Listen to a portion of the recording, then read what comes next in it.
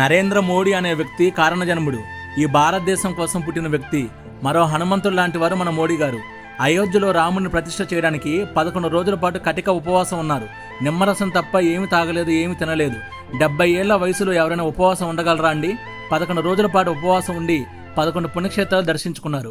ముఖ్యంగా తమిళనాడులో ఉన్న రామేశ్వరంలో సముద్ర స్నానం చేసి, రామనాథస్వామి గుడిలో ఉన్న 21 తీర్థాలలో అంటే 21 బావులలో చల్లని నీటితో స్నానం చేశాడు.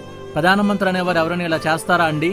కానీ మోడీ గారు ప్రధానమంత్రి స్థాయిలో ఉండి కూడా ఉదయం సాయంత్రం 11 రోజుల పాటు బావిలో చన్నీటి స్నానం చేసి ఉపవాసం ఉండి 12వ రోజు అయోధ్యలో మన శ్రీరాముడికి ప్రాణప్రతిష్ఠ చేశాడు. ఎప్పటికీ సాధ్యం కాదు అనుకున్న రామ మందిరాన్ని 500 ఏళ్ల హిందువుల కళని సాకారం చేసి చూపించాడు. మనం ఎంతో పుణ్యం చేసుకుంటే మోడీ గారు ఈ దేశానికి ప్రధానమంత్రి అయ్యారు.